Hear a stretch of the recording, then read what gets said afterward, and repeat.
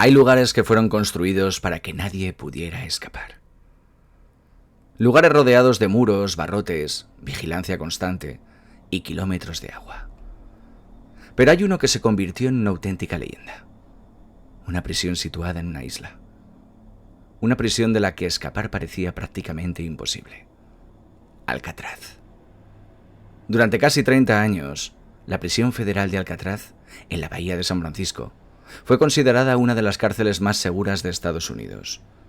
Por allí pasaron algunos de los criminales más peligrosos del país, y muchos de ellos intentaron escapar. Pero hubo una fuga diferente a todas las demás. Una fuga en la que 3 hombres desaparecieron de sus celdas durante la noche, dejando atrás unos cuerpos falsos en sus camas. Una fuga en la que se utilizaron herramientas fabricadas clandestinamente, una balsa improvisada y decenas de impermeables. Y una fuga cuyo desenlace, todavía hoy, nadie puede demostrar con absoluta certeza. Esta noche en Cherry Dreams True Crime vamos a viajar hasta la madrugada del 12 de junio de 1962. La madrugada en la que los guardias de Alcatraz descubrieron algo imposible. 3 presos habían desaparecido y nadie sabía si estaban muertos o si, contra todo pronóstico, habían conseguido conquistar la libertad. Aquí comienza Cherry Dreams True Crime. Alcatraz no era una prisión cualquiera. Era una isla, una pequeña roca situada en la bahía de San Francisco. Desde allí se podía ver la ciudad, las luces, los edificios, la vida. En un suicidio. Precisamente por eso Alcatraz tenía aquella reputación. Si conseguías escapar de tu celda, todavía tenías que escapar de la isla. Y si conseguías llegar al agua, todavía tenías que sobrevivir a la bahía. Desde que la prisión federal abrió sus puertas en el año 1934 hasta su cierre en el año 1963, se registraron numerosos intentos de fuga. Muchos terminaron con los presos capturados o muertos. Pero en 1962 ocurrió algo que cambiaría para siempre la historia de Alcatraz. Todo comenzó con 4 hombres: Frank Morris, John Anglin, Clarence Anglin y Allen West. Frank Morris era considerado un hombre especialmente inteligente. Había pasado por diferentes instituciones penitenciarias y tenía antecedentes por robos y otros delitos. En enero de 1960 llegó a Alcatraz. Y según las investigaciones posteriores, Morris no tardó demasiado en empezar a pensar en algo que parecía imposible: escapar. Después llegaron los hermanos Anglin, John y Clarence. Los 2 tenían experiencia criminal y habían participado en robos de bancos. Y también tenían algo en común con Morris: no estaban dispuestos a aceptar que Alcatraz fuera su destino definitivo. Los 4 terminaron formando parte de un plan extraordinariamente ambicioso. Pero había un problema: ¿cómo escapar de una prisión construida precisamente para evitar las fugas? La respuesta estaba delante de sus propios ojos, en sus propias celdas. Las celdas de Alcatraz tenían pequeños conductos de ventilación, y los presos descubrieron que las paredes alrededor de aquellos conductos no eran tan inexpugnables como podían parecer. El plan consistía en retirar poco a poco el material que rodeaba las rejillas. Pero no podían hacerlo de golpe. No podían utilizar herramientas grandes. Y tampoco podían hacer ruido. Pero sobre todo, no podían permitir que los guardias descubrieran lo que estaban haciendo. Así comenzó una operación que se prolongaría durante meses. Los hombres utilizaron herramientas improvisadas. Entre ellas había instrumentos fabricados a partir de objetos que tenían en su alcance. Incluso construyeron un taladro rudimentario utilizando el motor de una aspiradora. Poco a poco, centímetro a centímetro, fueron ampliando las aberturas detrás de sus celdas. El trabajo tenía que hacerse con paciencia. Cuando escuchaban pasos, paraban. Cuando había vigilancia, paraban. Y cuando terminaban de trabajar, tenían que ocultar las pruebas. Para conseguirlo utilizaron objetos y materiales cotidianos: cartón, pintura y diferentes elementos que permitían disimular los agujeros. Mientras los guardias pensaban que los presos estaban en sus camas, ellos estaban preparando algo mucho más grande, porque el agujero de la pared era solamente el principio. Detrás de las celdas existía un espacio de mantenimiento, y aquel lugar se convirtió en el taller secreto de los fugitivos. Allí fueron acumulando materiales, pero todavía necesitaban algo fundamental, una forma de atravesar la bahía. Porque aunque consiguieran salir de la prisión, el agua seguía siendo su última frontera. Entonces apareció una de las ideas más sorprendentes de toda la fuga: una balsa. Pero no tenían una balsa, así que tuvieron que fabricarla. Utilizaron más de 50 impermeables. Los fueron uniendo hasta construir una estructura capaz, al menos en teoría, de mantenerse a flote. También fabricaron chalecos salvavidas, todo con materiales que podían conseguir dentro de la prisión. Era un proyecto casi absurdo. 4 presos, sin acceso a un taller convencional, con herramientas improvisadas, con vigilancia permanente, intentando construir una embarcación clandestina dentro de una de las prisiones más seguras de Estados Unidos. Pero lo consiguieron, o al menos consiguieron construir algo que parecía suficiente para intentarlo. Y entonces llegó el momento. La noche del 11 de junio de 1962. La prisión quedó en silencio. Los guardias realizaban sus rondas. Los presos estaban en sus celdas. Y aparentemente todo era normal. Pero detrás de aquellas paredes, el plan llevaba meses esperando. Frank Morris, John Anglin, Clarence Anglin y Allen West, los 4 estaban preparados. Pero entonces ocurrió algo inesperado. Allen West tuvo problemas para salir de su celda. La abertura que había preparado no estaba lista, y cuando consiguió solucionar el problema, los otros 3 ya habían avanzado. Morris y los hermanos Anglin habían decidido continuar. West se quedó atrás. 3 hombres seguirían adelante. Uno se quedaría en Alcatraz. Morris y los hermanos Anglin salieron de sus celdas. Y entonces llegó una de las partes más impresionantes de la fuga. Había que engañar a los guardias. Porque aunque abandonaran sus celdas, si durante el recuento alguien miraba hacia las camas, todo habría terminado. Así que construyeron algo que todavía hoy resulta inquietante: cabezas falsas. Los fugitivos utilizaron materiales como papel, jabón, cemento y otros elementos, además de cabello humano obtenido de la barbería de la prisión. El objetivo era sencillo: crear la ilusión de que estaban dormidos. Colocaron las cabezas sobre las almohadas, las cubrieron parcialmente, y desde cierta distancia parecían personas acostadas. Parecían presos durmiendo, pero no lo eran. Eran muñecos.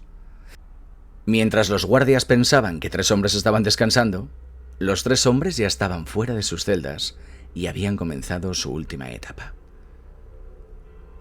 Morris y los hermanos Anglin avanzaron por las zonas de mantenimiento. Después consiguieron subir hasta el tejado del bloque de celdas. Ya estaban fuera de sus habitaciones, pero todavía no estaban libres. Tenían que cruzar parte del recinto, bajar, superar las barreras y llegar hasta la costa. Todo aquello sin ser vistos. La prisión estaba diseñada precisamente para impedirlo. Pero aquella noche funcionó el plan. Los 3 hombres consiguieron llegar al exterior y finalmente alcanzaron la zona cercana al agua. Allí estaba su última prueba: la bahía de San Francisco. Fría, oscura y llena de corrientes. Pero tenían su balsa, o al menos tenían aquello que habían construido para parecerse a una. Según la información proporcionada posteriormente por Allen West, el plan consistía en dirigirse hacia Angel Island. Desde allí pretendían continuar su huida. La idea era llegar hasta tierra firme, conseguir ropa, conseguir un vehículo y desaparecer. Pero había algo que ninguno de ellos podía controlar: el mar. Mientras tanto, dentro de Alcatraz, nadie sospechaba todavía lo que había ocurrido. Llegó la mañana del 12 de junio, y comenzó el recuento de presos. Los guardias fueron comprobando las celdas, una detrás de otra, hasta llegar a las habitaciones de Morris y los hermanos Anglin. Y entonces, algo no cuadraba. Los presos no respondían. Los guardias se acercaron y descubrieron las cabezas falsas. Aquello provocó inmediatamente la alarma. Frank Morris no estaba, John Anglin no estaba, Clarence Anglin tampoco. Habían desaparecido. El que durante años había sido considerado uno de los lugares más seguros del sistema penitenciario estadounidense, acababa de sufrir una fuga extraordinaria. La búsqueda comenzó inmediatamente. Se registraron la prisión, la isla, la bahía, las zonas cercanas, y comenzaron a aparecer algunas pistas. Se encontraron objetos relacionados con la fuga, partes de la balsa, elementos utilizados como remos y un chaleco salvavidas. Pero había un problema. No había cuerpos. No había una prueba definitiva de que hubieran muerto. Y tampoco existía una prueba definitiva de que hubieran sobrevivido. Esta es la gran pregunta. ¿Qué ocurrió con Frank Morris? ¿Qué ocurrió con John Anglin? ¿Y qué ocurrió con Clarence Anglin? La explicación oficial durante décadas fue que probablemente murieron ahogados. La teoría tenía sentido. La bahía era extremadamente peligrosa. El agua estaba fría, las corrientes podían arrastrar a los fugitivos y tenían que recorrer una distancia considerable utilizando una embarcación improvisada. Además, nunca aparecieron los cuerpos, pero precisamente ahí comienza el misterio, porque tampoco apareció una prueba definitiva que demostrara que habían muerto. Y esa ausencia de pruebas alimentó durante décadas todo tipo de teorías. ¿Consiguieron llegar a tierra? ¿La balsa funcionó? ¿Alguien les ayudó? ¿Consiguieron escapar y comenzar una nueva vida? ¿O simplemente desaparecieron bajo las aguas de la bahía? La investigación del FBI se prolongó durante años. Se siguieron pistas. Se entrevistaron personas. Se investigaron posibles avistamientos. Se buscaron indicios, pero nunca apareció una respuesta definitiva. El FBI cerró su investigación en el año 1979 y el caso pasó a los US Marshals. Y hasta hoy, el destino de los 3 hombres continúa sin resolverse de manera concluyente. Con el paso de los años aparecieron diferentes historias. Algunas hablaban de posibles avistamientos, otras de cartas. Otras aseguraban que los hermanos Anglin podrían haber sobrevivido, pero hay que distinguir entre una pista y una prueba. Y esa diferencia es fundamental, porque una historia puede resultar fascinante, pero eso no significa que sea cierta. Una de las cuestiones que más ha alimentado el misterio es precisamente que nunca se encontraron los cuerpos de Morris y los hermanos Anglin. En una fuga normal, la ausencia de los fugitivos puede terminar con una captura. En esta, la ausencia se convirtió en una leyenda. Y Alcatraz terminó cerrando sus puertas apenas un año después. La prisión dejó de funcionar en el año 1963, pero la historia de aquella noche nunca terminó. Y existe otro personaje que además muchas veces ha quedado olvidado: Allen West, el cuarto hombre. West participó en la preparación de la fuga, ayudó en el plan, conocía los detalles, pero aquella noche no consiguió salir a tiempo.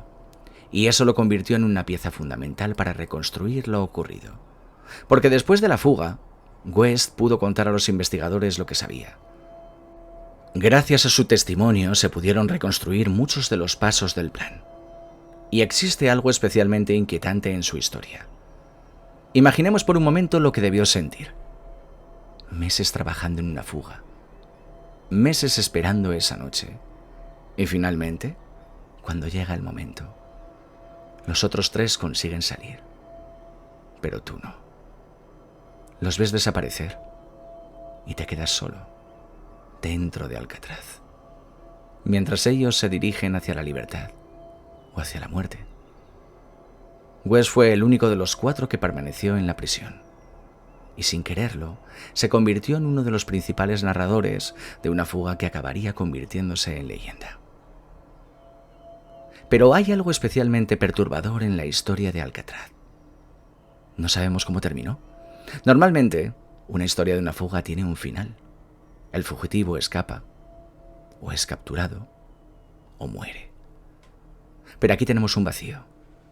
3 hombres salieron de una prisión, 3 hombres desaparecieron, y durante más de 6 décadas, nadie ha podido demostrar de manera definitiva qué ocurrió después.